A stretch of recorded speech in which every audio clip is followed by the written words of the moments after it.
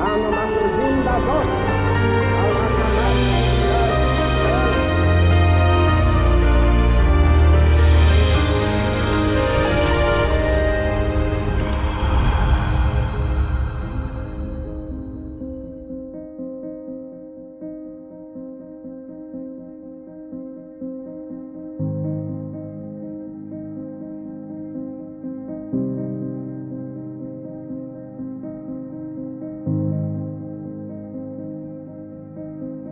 שמי משה הופמן, נולדתי בישראל בשנת 1953 להורים ניצולי שואה שהסתירו ממני את הפרק הנורא בחייהם. עם סיום שירותי הצבאי ומותו של אבי, זאב הופמן, נדלק בי ניצוץ שהלך וגדל ובער בקרבי עד היום. לגלות ולספר בכל דרך את סיפור המסע ההישרדות של משפחתי.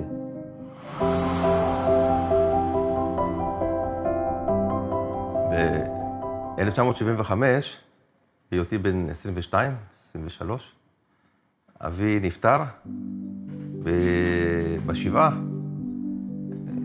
באו אורחים, ואני מסקרנותי התחלתי לחטט בכל מיני מסמכים, תמונות שראיתי.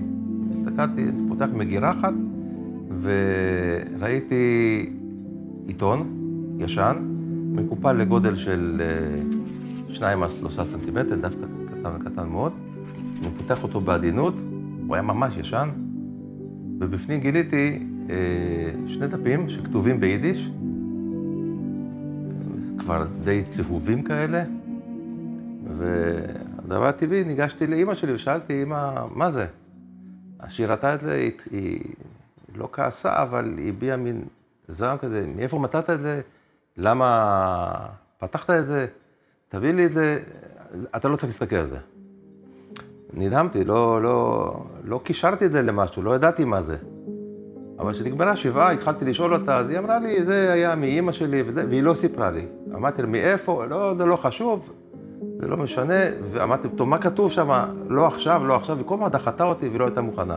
אז שאלתי את אמא, את אבא, שאלתי, הייתם בשואה? כן, היינו פה, התחבאנו באיזה מקום, איזה גוי פולני, החביא אותנו, וזה כל מה שידעתי על ההורים שלי. אוקיי, אז הם עברו את זה בקלות, ומבחינתי זה היה בסדר גמור.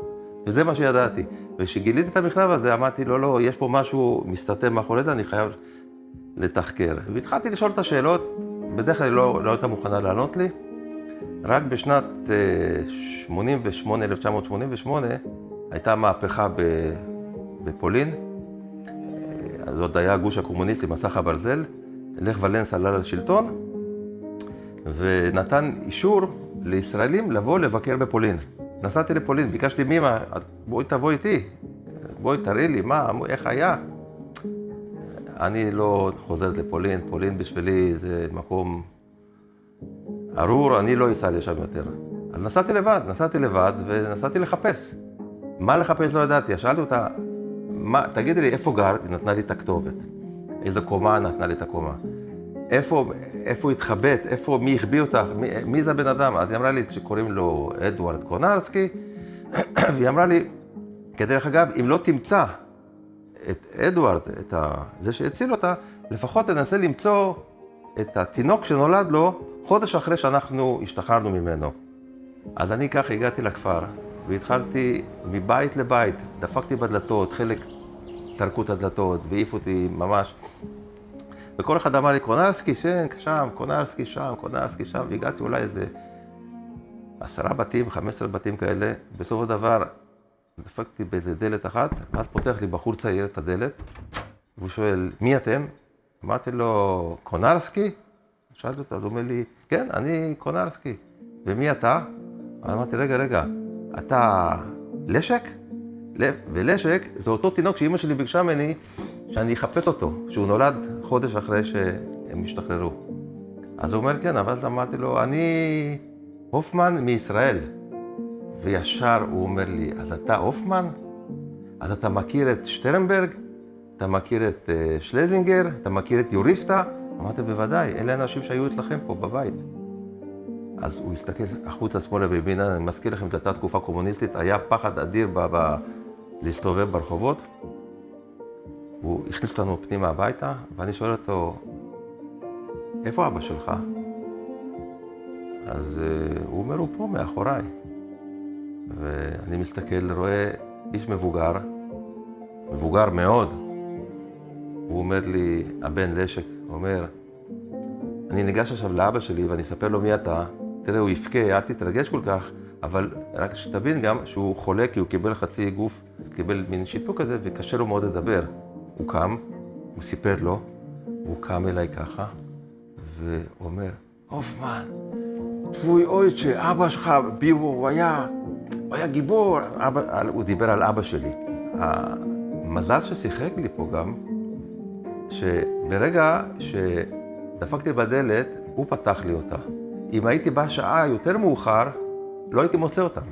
למה? מכיוון שהוא חלה, הוא קיבל את החצי גוף שיתוק, יש לו 7 ילדים, כל יום בשבוע היה מישהו אחר בא לטפל בו בשעת הצהריים, לרחות אותו, לתת לו אוכל וכו'. ואני הגעתי בדיוק ביום שאותו לשק, אותו תינוק שאמא שלי ביקשה ממני שאני אחפש אותו, הוא היה בדיוק באותה שעה. שאלתי אותו, ממתי אתה מכיר את הסיפור הזה? אז הוא אומר, אתה לא תאמין.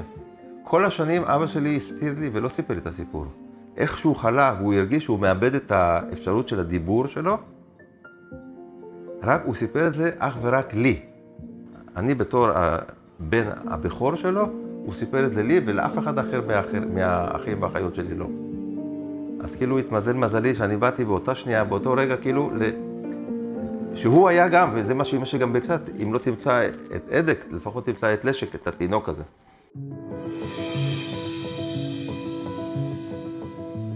שניהם נולדו בעיר צ'נסטחוב בפולין. המשפחה של אמא שלי, משפחת יוריסטה, גרה באזור של הגטו הגדול, שנהיה אחר כך. זה רחוב מאוד מרכזי בעיר, צ'נסטחוב. היה לו מפעל ממתקים, סוכריות, שוקולדים, מרמלדות. מפעל די ידוע בפולין, והמשפחה עבדה שם. הייתה משפחה מאוד עמידה. הם גרו גם ברחוב הכי מרכזי של צ'נסטחוב. ההצלחה הגדולה שלהם הייתה בגלל שצ'נסטחוב היא עיר מאוד קתולית, מאוד דתית, ויש שם כנסייה מאוד מפורסמת, ידועה ביאסנגורה היא נקראת, שם יש את המדונה השחורה, והפולנים עולים כל שנה, לאורך כל השנה, עושים עליית רגל למדונה השחורה, לכנסייה הזאת. ובשביל להגיע לכנסייה הזאת הם צריכים לתת מנחה או תודות, אז הם נותנים ממתקים. את הממתקים האלה הם קונים מהסבא שלי, מהבית חרושת. הפרנסה שלו הייתה מאוד מאוד גדולה מאותם גויים שבאו לתת את המנחה בכנסייה. אח של אמא שלי. הם היו 7 ילדים בבית. לבן הבכור קראו אברהם, לבן השני קראו יצחק, ולבן השלישי קראו יעקב.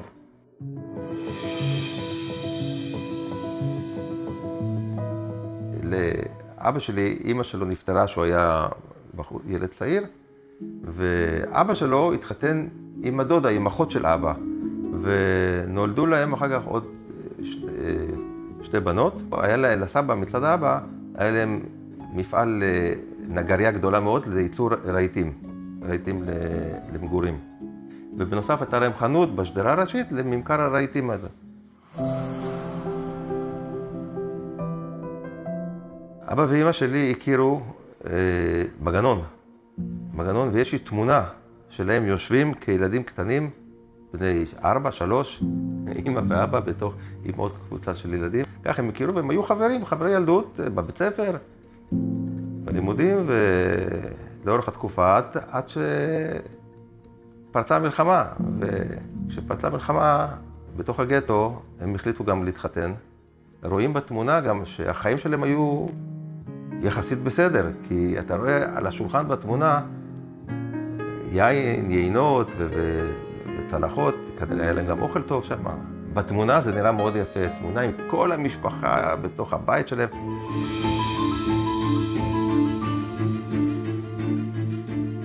הגרמנים הגיעו לעיר צ'נסטחוב מיד ביום השלישי, ב-3 בספטמבר, פולין נכבשה והגיעו לעיר וכבשו את העיר. איך שנכבשה העיר, הדבר הראשון שהם עשו, הבדלה בין יהודים לבין פולנים. זה התבטא בזה שנתנו ליהודים, שמו להם פה סרט, לבן עם מגן דוד, שיזהו הם יהודים. לא עשו שום גטו, שום דבר, התנועה הייתה חופשית לחלוטין, התעסוקה הייתה חופשייה לחלוטין, רק הזיהוי הזה של הפס הלבן עם המגן דוד. אחרי שהם קיבלו את הטלאי להבדיל בין יהודים לפולנים, בין היתר הם עשו מעשה על מנת להשפיל את היהודים. מינו את אחת הפועלות שהייתה אורזת את הסוכריות, איך מה שהיא עושה ככה, הייתה אורזת את הסוכריות, את הממתקים, מינו אותה בתור מנהלת המפעל, ואת הסבא, את מנהל המפעל, את מוישה אוריסטה, מינו במקומה, והם באו לפקח, לראות אם אכן באמת הוא זה שיושב ועוטף את הסוכריות. זה הייתה אחת מהדרכים שלהם לעשות השפלה ליהודים. זה היה בספטמבר 39, באפריל, חצי שנה אחרי זה, אפריל 40, הם כבר התחילו לעבוד יותר קשה, הגרמנים לעבוד, והם עשו כבר את הגטו הגדול, הם סגרו את כל המתחם של האזור של הרוב היהודי, ומשפחה של סבא שלי מצד אבא, המשפחה של אבא שלי הייתה מחוץ לגטו. ועוד היו הרבה יהודים שהם היו מחוץ לגטו, אבל לאט לאט התחילו להכניס, מאפריל התחילו להכניס משפחות שהיו מחוץ לגטו אל תוך הגטו. והבתים התרוקנו מיהודים מחוץ לגטו. וכמובן הגרמנים ניצלו את כוחם של היהודים לעבודה. אבא שלי התנדב לעבוד בגלל שהוא נגר, אז הם שאלו מי כאן יודע לעבוד עם רהיטים, אז אבא שלי התנדב ואמר אני. התפקיד שלו היה לקחת את כל הרהיטים מהבתים העזובים ולאחסן אותם במחסן רהיטים שנמצא דרך אגב, בתוך הגטו הגדול, באזור של הגטו הגדול, זה אנגרים כאלה, זה מבנים כאלה, ששם יחסנו את הרהיטים, את התמונות, את כל החפצים שהיו בבתים. אבא שלי עם סוס ועגלה, זה היה התפקיד שלו, כמו אל תזכן, לוקח דברים ומעמיס אותם לתוך המחסן. וככה הם התנהלו בגטו, והמשפחה של אבא, אז עברו לגטו הגדול, הם באו לגור יחד במשפחה של אמא שלי. הם עדיין לא היו נשואים, אבל הם היו חברי ילדות כבר, הם היו.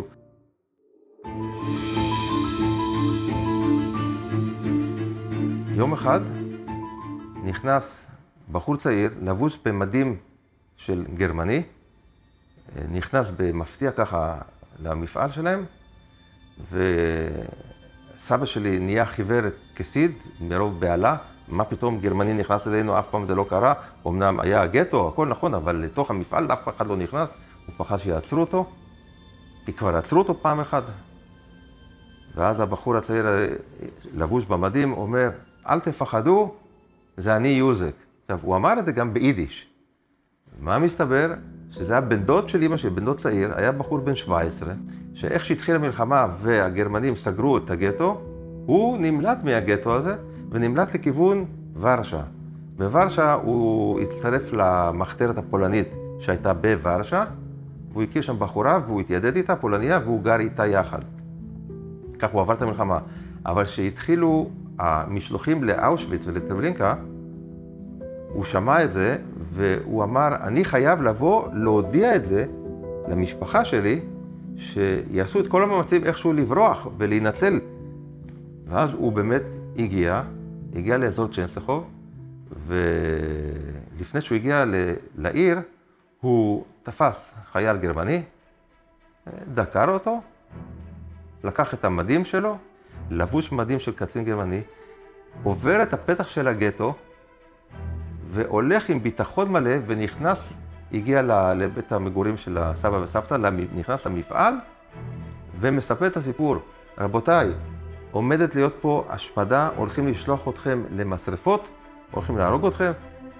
אני מבקש, תעשו את כל המאמצים לברוח מה שאתם יכולים. נתן להם נשיקה, ורץ חזרה וברח, ועזב. הסבא שלי, הוא צחק. הוא אומר, איזה שטות הוא מדבר, מה זה? הם שורפים אנשים, רכבות, שולחים לטרבלינקה, לאושוויץ, מה זה הדבר? הם בכלל לא היו מודעים לדברים האלה. הם היו במפעל הסוכריות שלהם והשוקולדים. הסבא שלי נפל לו האסימון, אולי באמת משהו קורה, לאור כל מה שקורה בגטו, כל הרציחות והיריות שקורה בגטו, אולי באמת משהו קורה עם זה, אולי כדאי להאמין ליוזק, בוא נתחיל לעשות משהו. כי הוא צחק עליו נורא, הוא לא האמין לו בהתחלה. אז אח של אמא שלי, ליאון, אמר לאבא שלו, לסבא שלי, תקשיב, אנחנו חייבים לעשות משהו, בוא נמכור את הרכוש. סבא שלי החליט למכור, מכיוון שהוא היה מקושר מאוד עם הפולנים, הוא מכר להם את כל רכושו, את כל המפעל, את כל טבעות הזהב והגילים, הוא לקח מכל המשפחה, התיך אותם ל5 מטילי זהב, ואת הכסף הזלוטים שהוא קיבל, הוא החליף אותם לדולרים ירוקים, שם אותם בשני צנצנות, מגולגלים, כמויות אדירות של דולרים, גלגל אותם לתוך צנצנות, 2, ואת המטילי זהב הוא שם בצנצנת שלישית. הלך והחביא אותם באיזה מרתף, מתחת לאיזה מבנה, מתחת לאדמה, הוא סימן 3 קווים על הקיר, ואמר לדוד שלי, לאח של אמא, לכשיהיה לכם צורך, תדעו שיש לכם כסף וזהב במקום זה וזה, יש שם סימנים על הקיר, כשתצטרכו, אולי זה יעזור לכם.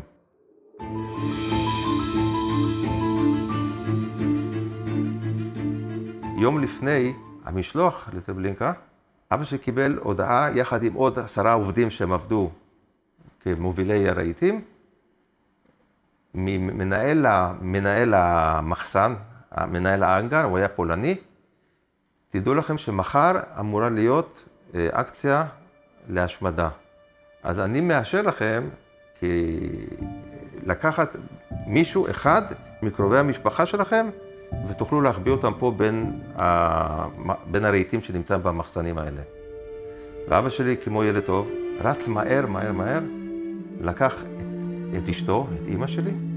אמא שלי רצה איתו, התחבא בין הארגזים, וירד הלילה, והתחילו לשמוע קולות של בכי של ילדים בין הרהיטים, ומסתבר שהיו עוד עובדים כמו אבא שלי שלקחו לא בן אדם אחד, לקחו 2 ו3, לקחו גם ילדים קטנים. וזה היה אחד הדברים שאבא שלי התייסר עד סוף חייו. איך הם לקחו 2, 3 ואני לקחתי רק אותך, את אמא שלי, ולא לקחתי גם את 2 האחיות הקטנות שלי, כי למחרת הם נשלחו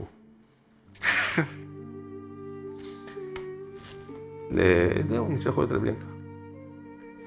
וזה קטעים שאני זוכר, את אבא שלי כל כך היה עצוב בקטע הזה בבית, שאני לא הבנתי אז בזמנו שהוא לא לקח אותם, אבל בדיעבד אני יודע לקשר שזה מה שהוא תמיד אמר. ואמא סיפרה לי את הסיפור שאבא שלך מאוד התייסר ומאוד כאב עד הרגע האחרון, איך לא לקחתי את 2 האחיות הקטנות שלי גם כן.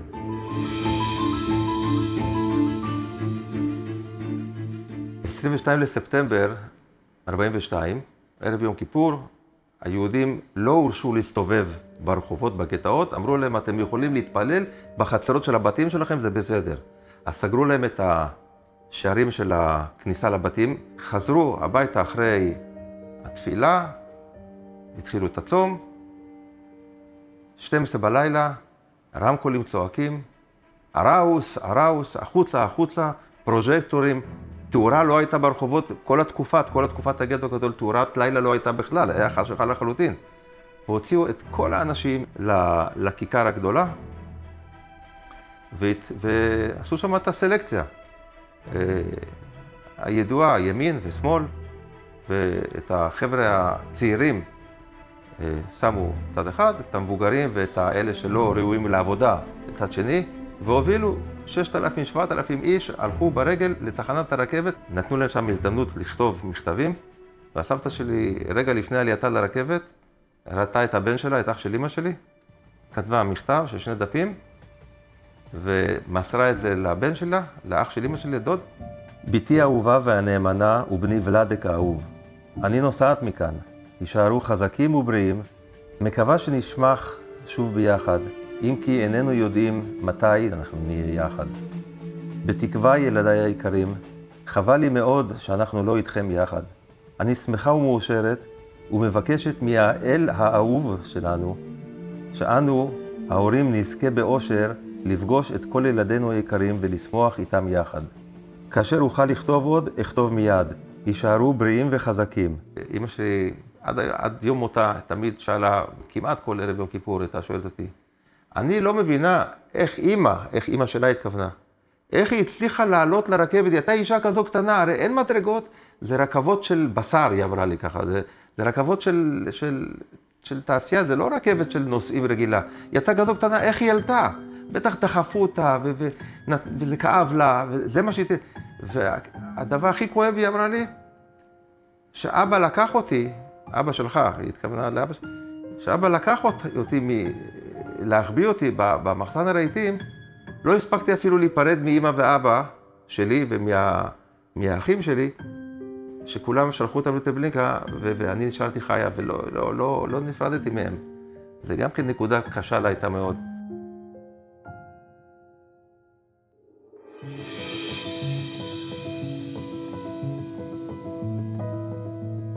בגטו הקטן, תפקידם היה לעבוד במפעל שנקרא הסג, שהוא היה מחוץ לגטו כמובן, הוא היה במרחק של איזה 3-4 קילומטר, אולי יותר, מהגטו. אבא שלי המשיך את העבודה שלו בפינוי הבתים, גם מהגטו הקטן, מהגטו הגדול, כי כבר לא נשארו יהודים, הוא היה מוביל את הרהיטים, זה היה תפקידו, גומר את העבודה בערב, היה נכנס לגטו הקטן, מצטרף למשפחה. הם עבדו בהסג, כל יום היו קמים ב-5 בבוקר, עושים מסדר בוקר בשלושת הרחובות האלה, ומתחילים את הצעידה בחמישיות, צועדים לכיוון הסג, כמובן עם כלבים בדלדים, עם גרמנים עם שוט, שהיו כל הזמן מצליפים בהם, תתקדמו יותר מהר לכיוון הסג.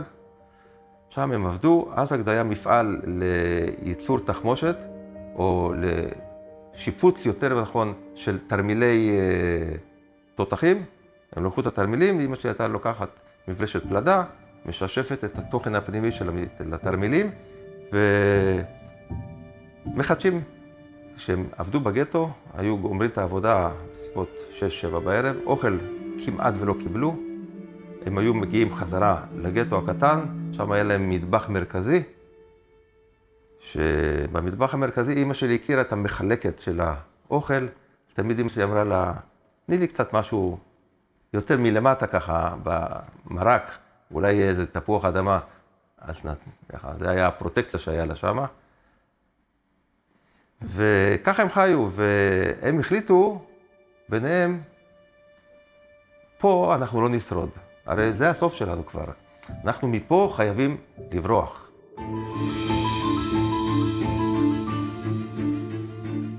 בשביל לברוח מהגטו הקטן הזה, אנחנו חייבים לעשות משהו, והדבר הראשון הוא לקחת את הכסף.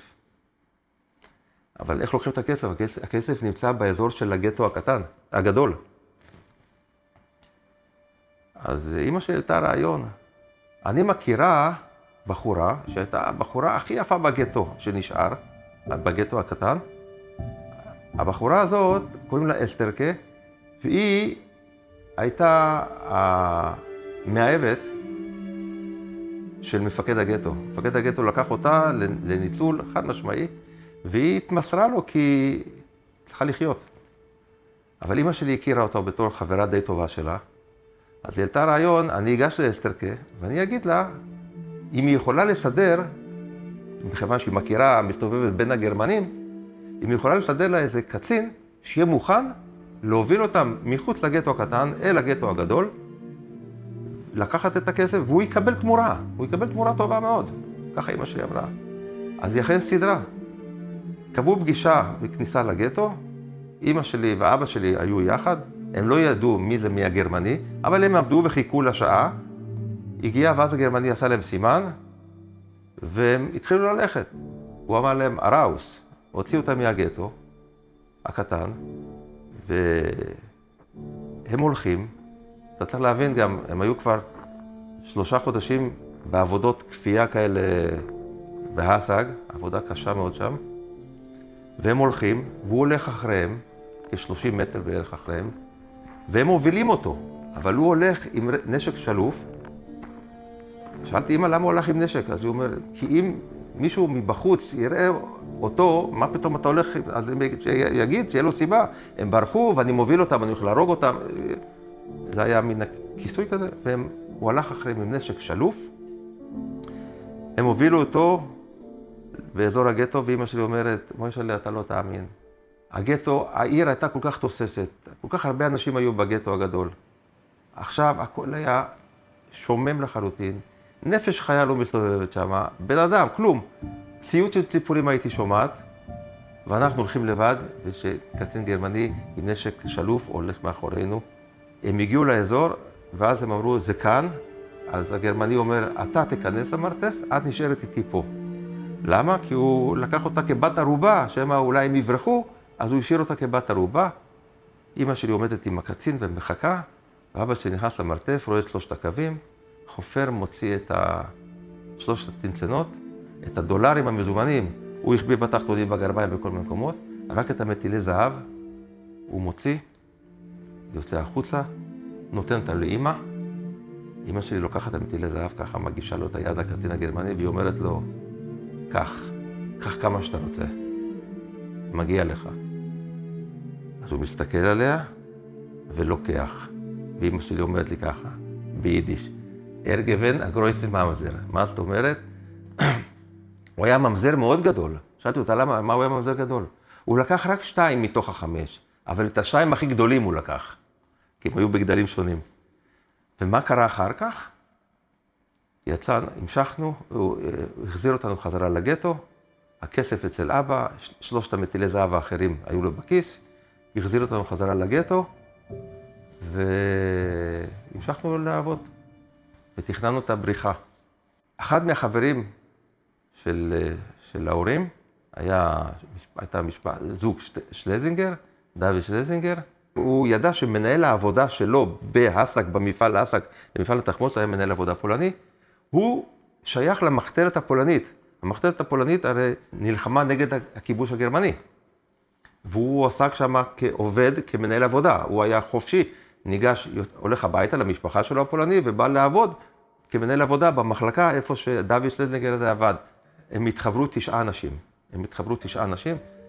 דוד שלזינגר מבין 9, אמר למנהל העבודה שלו הפולני, שקראו לו בוז'ק, הוא אמר לו, שמע, יש לנו כסף, במה אנחנו יכולים לעזור לך לטובת המחתרת הפולנית, על מנת שאתה תעזור לנו להתחבא מחוץ לגטו. אז הוא אמר, דיסקסו ביניהם את העניין הזה, וסגרו על עסקה, נתנו לו 250,000 זלוטי בדולרים, הפולני הזה הלך והגיע למחתרת הפולנית, והם קנו איזה וילה במקום שנקרא סטרדום, זה היה דרום העיר. התוכנית הייתה שהם חופרים בור תת-קרקעי בתוך הסלון של הבית, על מנת ששם הם יוכלו להחביא את הנשק לטובת המחתרת הפולנית, שהם היו משיגים.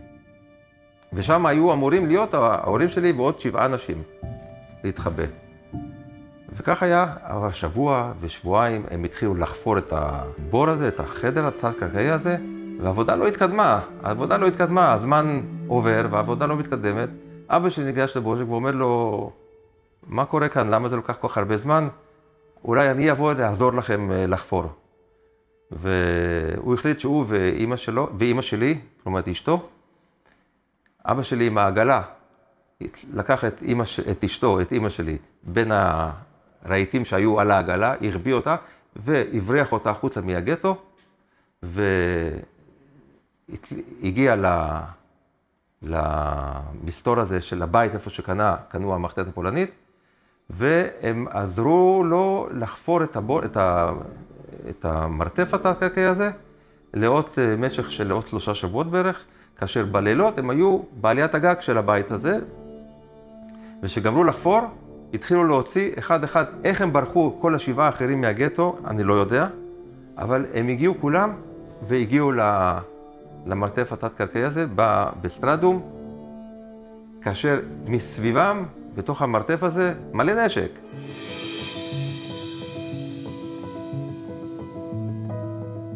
החיים בבור, דוד שלי כינה את הבור הזה קבר, בעדות שהוא כתב, לא היו פשוטים. הנשק היה מגיע לשם, מדי כמה ימים היה נגיע לשם הנשק. אבל אותו זוג פולני שגר בבית הזה, שזה לא היה בית שלו בעצם, אבל הוא גר בשביל לשמור על המקום, לא רצה שעוד אנשי מחתרת שבאים ומביאים נשקים, ידעו שיש שם 9 יהודים.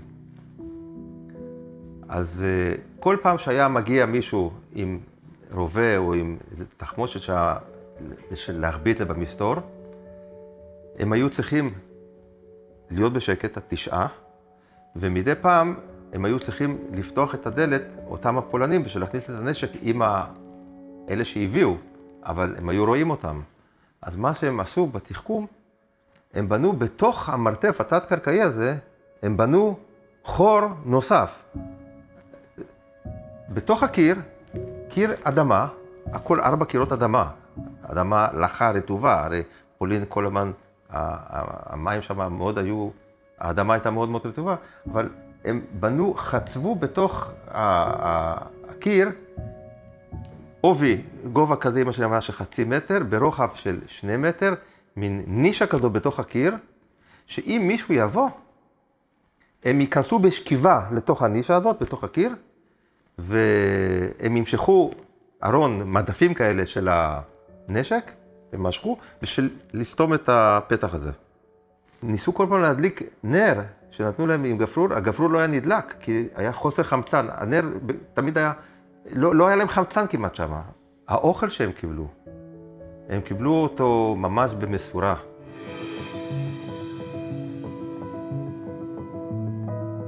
אחרי חודשיים בערך של שהות שם, הגרמנים התחילו להגיע לאזור ולהתחיל לחפש יהודים שמתחבאים. והם מאוד מאוד חששו, הפולנים האלה. אז הם אמרו, אנחנו חייבים איכשהו להיפטר מהיהודים האלה. ואיך אנחנו ניפטר מהם? אז הם הציעו להם, אולי תעברו למקום אחר. וה9 תכף הבינו שמשהו לא טוב הולך להיות פה, והם אמרו להם, אנחנו לא עוזבים פה, אנחנו נשארים פה. למה הם אמרו את זה? הם לא פחדו בכלל, מכיוון שהיה להם את הנשק. אם אתם רוצים לקחת אותנו, אנחנו נהרוג אתכם. עכשיו, הפולנים עצמם פחדו, כי אם באמת הם ילחצו על ירייה, הירייה תשמע. ברגע שתשמע, אחד השכנים יבוא ויגלו. עכשיו, איך נפטרים מהם? הפולנים חשבו, ואיך נפטרים מהם? אמרו, אז הם עשו פעולת הרעלה. יום אחד הם קיבלו לשתות אוכל ושתייה. אמא שלי שותה את הקפה, מה זה קפה? קפה מים שחורים. וגיסתה, אחותה, אשתו של אח שלה, שותה, והיא התחילה פתאום להתעבר בעיניים, ואמא שלי גם הרגישה שהיא מאבדת את הראייה, והיא אמרה להם, תפסיקו לאכול ולשתות, כנראה הם נותנים לנו רעל. אמא שקראה לזה סם, הם נותנים לנו סם, רעל. והם הפסיקו לאכול, והם לא התלוננו כלום בפני בעלי הבית הזה, הם עשו את עצמם כטיפשים, כלא מבינים. אז הם אמרו לגברת, תראי, האוכל שנתת לנו הוא לא כל כך טעים, אולי אנחנו נבשל לבד את האוכל, אולי אנחנו נעשה לבד, תני לנו את התפוח אדמה, אנחנו נבשל אותו לבד. בלילה שאנחנו נצא החוצה מהמטבח ונעשה את האוכל לבד. הם לא רצו לתת, הייתה מין מלחמה פסיכולוגית ביניהם לבין הפולנים, איך לשרוד, אבל תוך כדי שהם היו שם, הם הבינו שזה לא המקום שלנו, אנחנו חייבים לצאת מפה וכמה שיותר מהר. אבא שלי החליט לצאת ולחפש מישהו שאולי יהיה מוכן לאחסן אותם, את כל 9 אצלו. עברו 24 שעות, אבא שלי לא חוזר. אמא שלי מתה מדאגה, מה קורה? איפה אולי תפסו אותו הגרמנים? מה? באמת, אבא שלי חזר אחרי יומיים בערך, ואמר, לא היו מוכנים לקחת אותנו.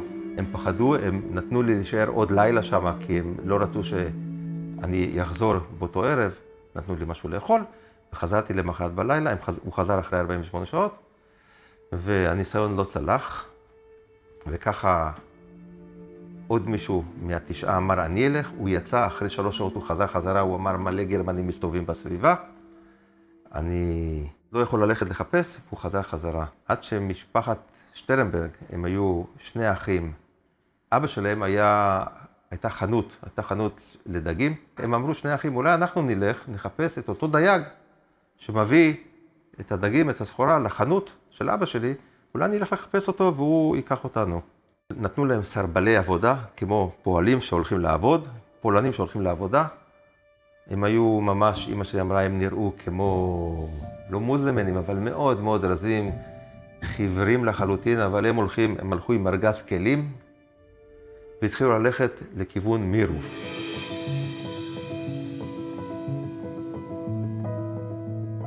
מירוב זה הכפר ששם גר הדייג. איפה הוא גר הדייג, הם לא ידעו.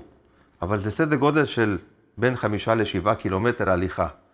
והם התחילו ללכת, הזוג, שני האחים האלה הולכים, ולפני שהם יצאו, הם החליטו ביניהם כל 9, הם הרי נדרו נדר שאנחנו 9 מההתחלה עד הסוף, לטוב ולרעה. למה? והם תמיד אמרו, אנחנו 9, 9 זה כוח.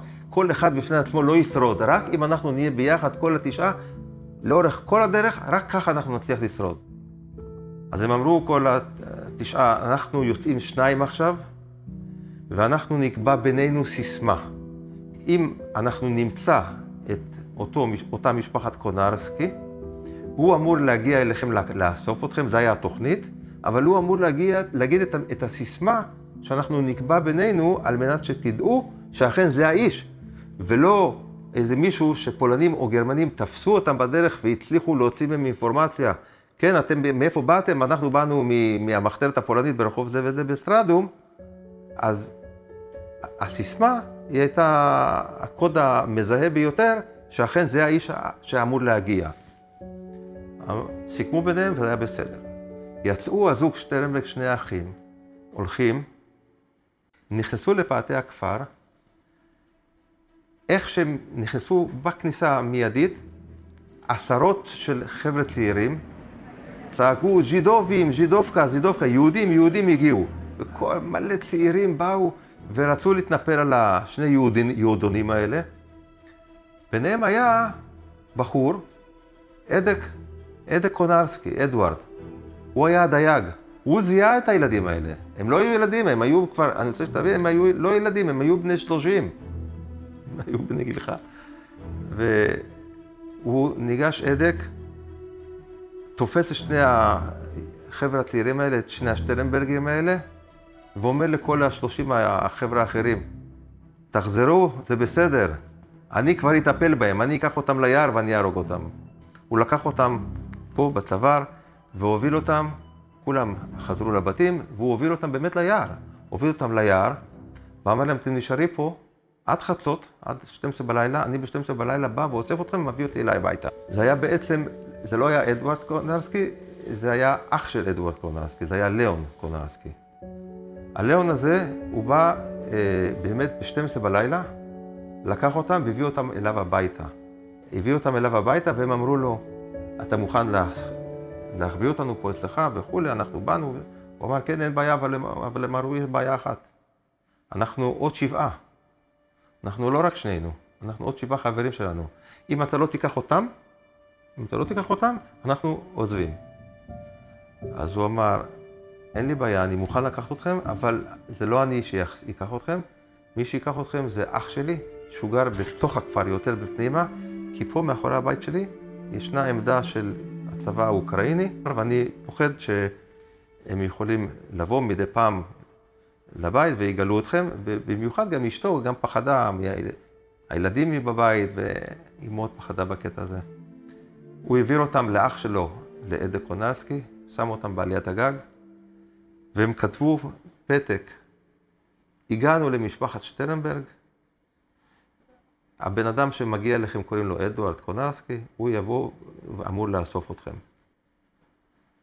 אותו אדק לקח את המכתב והלך. הם נתנו לו, אמרו לו איפה בסטרדום, הוא הגיע, דופק בדלת, פתחו האנשים שגרו בבית, איפה שהמרתף שהיה, ושאלו מי אתה, אז הוא אומר, אני באתי לקחת אנשים וזה, והוא לא אמר את מילת המפתח. האם זה הוא או לא הוא? מה עושים? לצאת ולהיחשף ולהגיד, זה אתה או לא אתה? אז דוד שלזינגר היה בחור אופטימי, והוא אמר, אין לנו שום ברירה, אנחנו חייבים, אם לא הוא, אז אנחנו נמות גם ככה. הוא יצא עם אבא שלי נדמה לי, או עם ליאון, פתחו את הדלת, יצא החוצה, והם שאלו אותו, מי אצלך? תחקרו אותו קצת? ודוד שלזינגר אמר, אנחנו חייבים לקחת את הסיכון, אנחנו נלך איתו. והוא לקח את אשתו של שטרנברג, האחת שנשארה, והחזיר אותה לשם, לכפר, למירוף. אחרי יומיים שלושה הוא לקח עוד זוג, את שלזינגר, אחר כך הוא לקח את אמא שלי, את כל הארבעה נדמה לי, אבא שלי ואמא שלי, ואח של אמא שלי ואשתו. אבל ליאון, אח של אמא שלי, לקח אותו בכיס גם גרזן. אולי זה לא הוא, אנחנו לא בטוחים. אז הוא לקח איתו גרזן בבגדים, ואמרתי, אמא, איך הלכתם? אז היא אמרה, אנחנו יצאנו, בקושי הלכנו בין העצים, בין יער כזה, ועדק התחיל ללכת מהר, ולא היה לנו כוח ללכת. הוא רץ, ואנחנו צועקים לו, הלו, קורנרסקי, תלך לאט יותר, והוא ממשיך ללכת. אז ליאון היה פחד מאוד, אח של אמא, והוא אמר, אם הוא יבוא, תדעו לכם, יש לי הגרזן, אל תדאגו, אני כבר אתנפל עליו. והוא הולך והם צועקים לו, ואז הוא פתאום ראה שהוא מתרחק, אז הוא חיכה, והם שאלו אותו, אל תלך כל כך מהר, אנחנו לא, אז הוא אומר, לא, יש לי בעיית שמיעה, אני לא שומע. הוא היה קצת כבד שמיעה, אז הוא לא שמע אותם צועקים לו, או שהצעקות שלהם היו כל כך חלשים, כי הם היו חלשים עצמם.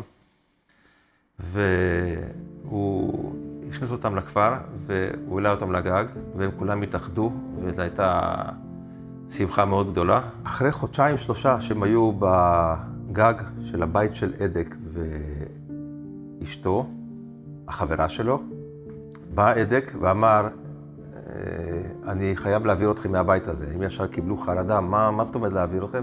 אני רוצה להעביר אתכם לבית של אחותי. הבית של אחותי יש לו תנאים הרבה יותר טובים מהבית הזה.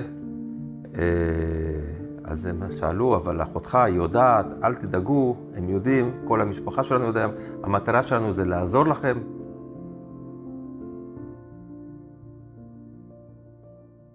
יום אחד אמא שלי חלתה, כלומר קיבלה חום מאוד גבוה, שהיא הייתה כבר חצי מאולפת כזאת. אבא שלי היה נותן לה לפה את האוכל, עד כדי כך לא היה לה כוח לאכול. את המעט אוכל שהיה להם ביד, אני יודע, תלחת, לא יודע מה זה היה בדיוק. והיא מרגישה שהיא אוכלת, והיא רואה שכולם גמרו לאכול. ואבא שלי עוד מאכיל אותה, ממשיך להאכיל אותה. ואז היא אומרת לי, היא שואלת, וודק, למה אני כל הזמן כל כך אוכלת הרבה? מאיפה יש כל כך הרבה אוכל פתאום? אז היא קלטה שאבא שלי ויתר על המנת אוכל שלו, היומית הזאת, והוא נתן לה על חשבונו כביכול. היא אמרה, איזה אבא היה לך? איך הוא עשה לי טוב? ותמיד היה להם קר. היה להם קר מאוד, אבל אז היה בדיוק יום שהיה קר אפילו, קר מאוד. עכשיו, היא תיארה לי שהיה קר מאוד, היה כל כך קר, שאפילו העיניים שלי קפאו. היה לי דמעות כאלה, והריסים שלי קפאו. וכשהלכתי לעשות פיפי בסיר, הוא כמעט קפא לנו. הכל היה קפוא, האוזניים, הכל היה העיניים. היא אומרת לי, משה, אתה יודע? היה פעם אחת אפילו מזג האוויר היה כל כך קר, שעדק בא וציין לנו שהיום יש מינוס 38 מעלות. אז איך אתם... משה, אתה יודע מה אנחנו עשינו? כך היא אומרת. אתה יודע מה אנחנו עשינו? היינו 9 אנשים, שכבנו אחד על השני, התחבקנו, ושמנו עלינו את הקש, וזה סמרטוט שהוא נתן לנו לשכב עליו, וחיכינו עד שקצת הסתדרו הטמפרטורה, וכך התחממנו אחד עם השני. אמרתי, היה לכם כיף, הייתם קומונה יחד, וזה. אני אומרת, כמו שלי, איזה כיף. הם היו יושבים בגג, חסר מעש, פשוט חסר מעש.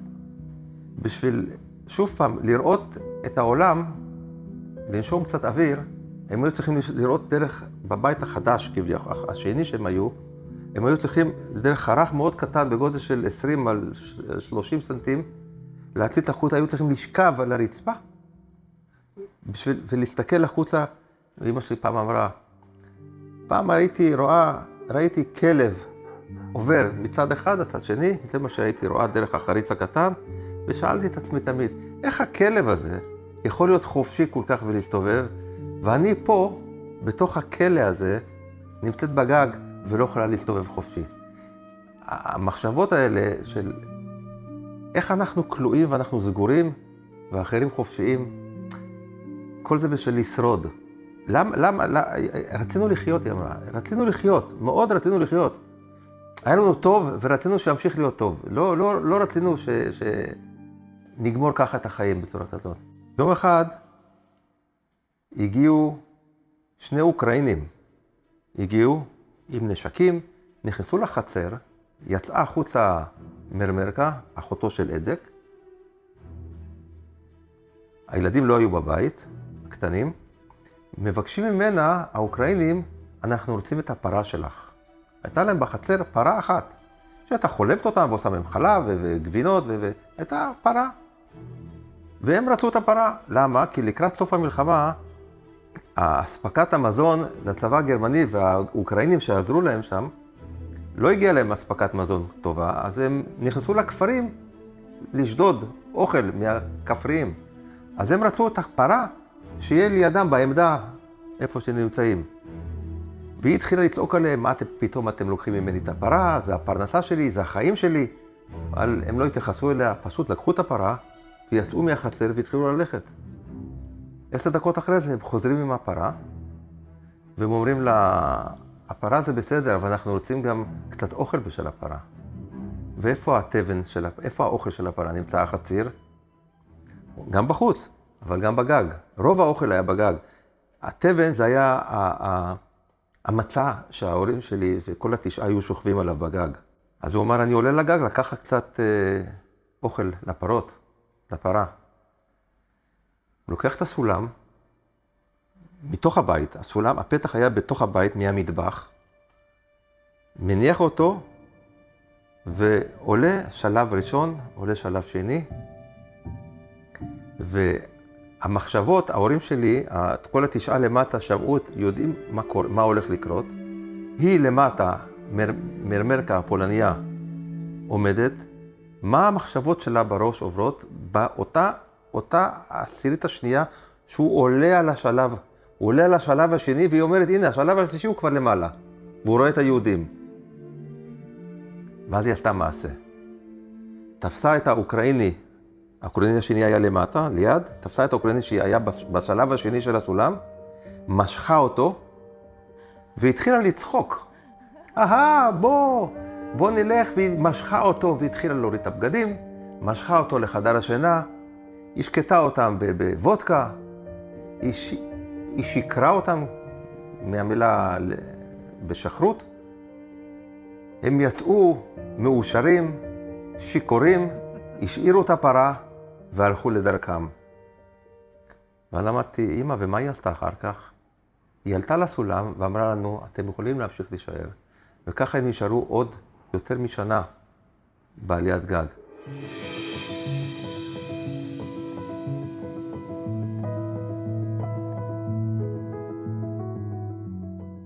17 לינואר 45, אדק עולה לגג ואומר, חברים, המלחמה הסתיימה, אתם יכולים לרדת. אוקיי, צריכים לרדת. לא הצליחו לרדת, הרגליים לא נשאו אותם. אמא שלי אמרה שפשוט השרירים לא עבדו כל כך הרבה זמן. הם היו בגג, והיה להם באמת, הירידה מהגג, אמא שלי אמרה שהירידה הייתה מאוד מאוד קשה. ומה עשיתם הלאה? התחבקנו עם אדק, אמרנו לו תודה רבה, ככה בפשטות. והלכנו. כך היא אמרה, והלכנו, והגענו לעיר, וראינו את הגטו הגדול, ובלגן, וככה זה נגמר מבחינתם. כשהגיעו לאזור המגורים שלהם, הגיעו לבית של איפה בית חרושת, איפה שמשפחת דוריסטה גרו, עלו למעלה, כל השכנים, כולם פולנים, כולם השתלטו על כל הדירות שלהם. והם אמרו, אין לנו איפה להיות. אז הם הלכו לבית חרושת של אבא שלי, של הנגריה, שהיה מחוץ לגטו. אז הקומה למטה הייתה נגריה, נשארה כמחסן של רהיטים כזה של נגריה, אבל בקומה למעלה, קומת המגורים, לא השתלטו שם על הדירה הזאת פולנים, אבל היו שם כמה חבר'ה רוסים. הרי הרוסים כבשו את פולין וכבשו את העיר, ושחררו את העיר מהגרמנים. אבל היו שם, היה רוסי אחד, אמא אומרת, שהוא היה די שיכור. הוא אמר, מה אתם עושים פה? אז הם אמרו, זה הבית שלנו, והם הגיעו אותו להסדר. אתה תגור בחדר אחד, ואנחנו כולנו נגור בחדר אחר. וככה הם חיו כמה חודשיים, 3. הם נפרדו, כל 9 נפרדו. אמא ואבא שלי ולאון היו בבית של אבא שלי, של אבא שלו, והאחרים הלכו לדרכם. ומשם הם החליטו, שמעו שיש כל מיני פוגרומים בפולין. אז אחרי 3-4 חודשים אמרו, אנחנו לא יכולים לחיות פה יותר.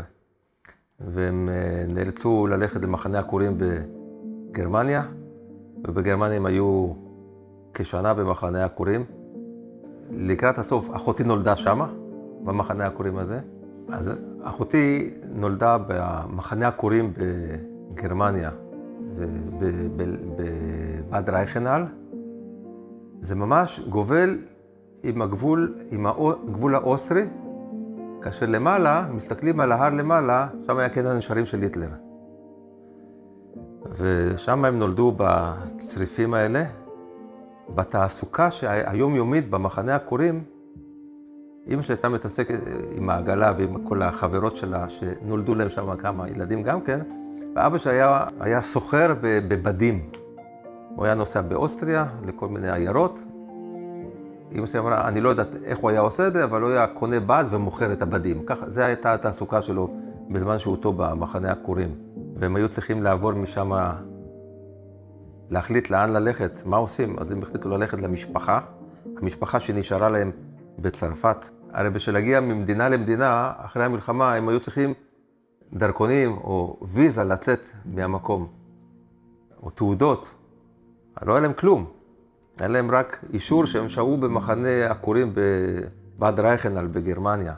אז זה שהיה איש הקשר, שהיה להם איש קשר, מאחר כזה, שהיה מוביל אנשים. הוא אמר לאמא שלי, יש לך את התינוקת ביד, היא בת חודשיים, את תיסעי ברכבת ותעשי דבר כזה, שיבוא הקונדוקטור או המבקר, אם יש לך דרכונים או תעודות, את תעשי דבר, תקומי ותתחילי לדבר איתו, ותצבטי את הישבן, את הטוסיק של הבת שלך, התינוקת, עד כדי כך שהיא תבכה. שאלה למה? כי הצרפתים, זה רכבת שנסעה לצרפת, ובמעבר הגבול לצרפת, עולים אנשי המשטרה הצרפתית. הצרפתים לא אוהבים ילדים קטנים בוכים, כך הוא אמר לה. ואכן כך היה. מגיע זה, אמא שלי נעמדת, הוא שואל אותה בצרפתית משהו, ואמא שלי לא יודעת מה לענות לו. היא צובטת את אחותי הקטנה, היא צובטת אותה חזק מאוד, והיא התחילה לצרוח. אז אמא אומרת, השוטר הצרפתי אמר, אוללה, תעברי, וכך, זה הסיפור של אמא שככה הצליחה להגיע לפריז, בקטע הזה, בלי שום תעודות וכו'. אבא שכמה חודשים אחרי זה הגיע. אחר כך שהם הגיעו לצרפת והגיעו לישראל. אחותי גדלה, בגרה, הדסה על שם אמו של אבא שלי שנפטרה שהייתה צעירה, אחרי שאבא שלי נולד.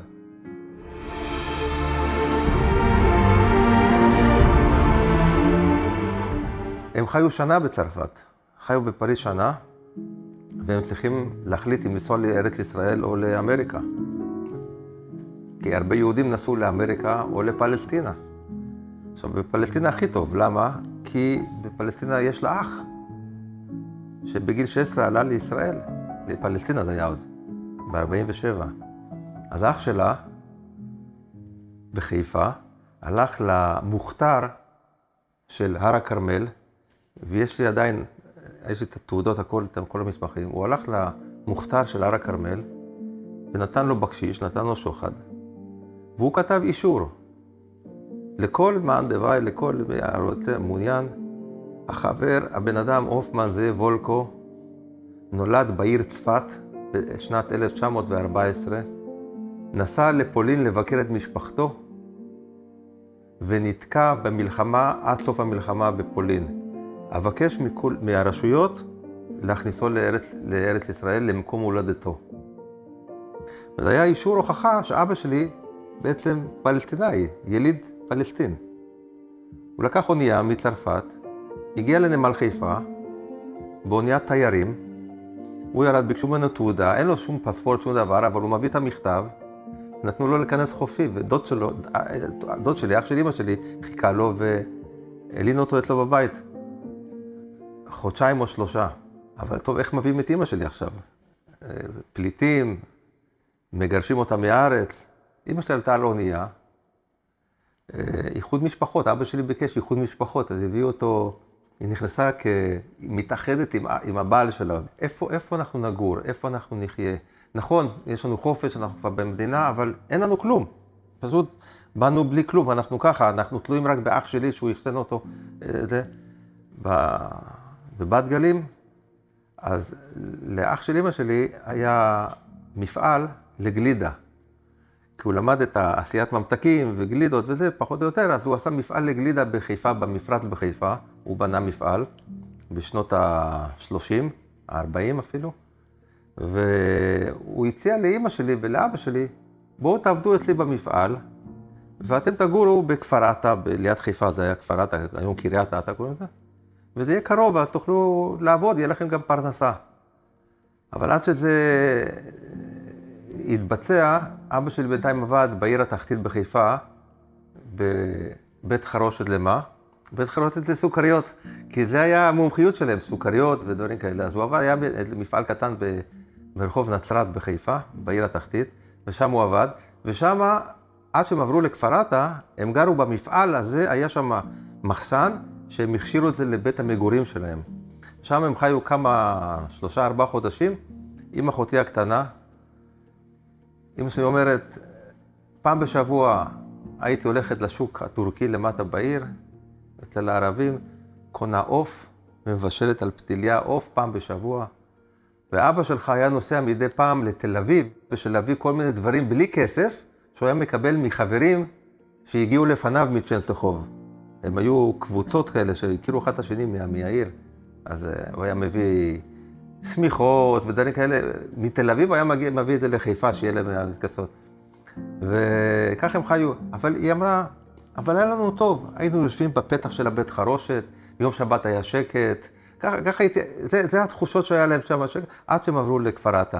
זה מה שידוע לי על הקטע המשפחתי, פה החיים בארץ. אחר כך הם עברו לגור בחיפה, שם ליד המושבה הגרמנית, שם אני גם נולדתי, בכפר עטה. התחתנתי עם רונית, נולדו לי 3 ילדים. מתופת, נהייתה משפחה. זהו. אני מסתכל עלייך, אני בוכה.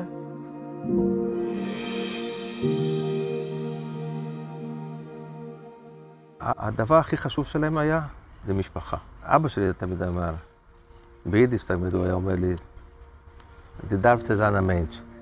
ילד, בן אדם צריך להיות בן אדם. לא חשוב איזה תעודה תביא, הוא תמיד עשה שאני אביא תעודה טובה. לא תמיד הבאתי תעודות טובות, אבל תמיד הנקודה הכי חשובה הייתה לו, זן המנש, כאילו, תהיה בן אדם. עצם העובדה שאני חוקר במרכאות או מתעניין בנושא הזה, זה מראה כמה שהמשפחה חשובה לי. הרבה פעמים אני יושב, באים לפה הנכדים ואני יושב ככה, אני לא מתערב, אני רק מסתכל. ואני כל הזמן, אתה יודע מה? אני אגיד לך. הסיפור של השואה זה דבר שהולך איתי לכל מקום. לכל מקום בהמשך החיים שלי. כל דבר מזכיר לי כאילו אני הייתי שם. אני לא עושה את זה מתוך היגיון. אני לא עושה את זה מתוך מחשבה שצריך לעשות את זה. אני עושה את זה כי אני מרגיש שאני צריך לעשות את זה. אני פשוט, זה בתוכי, זה... לא יודע להסביר למה. כל הזמן ראיתי את אבא שלי הולך.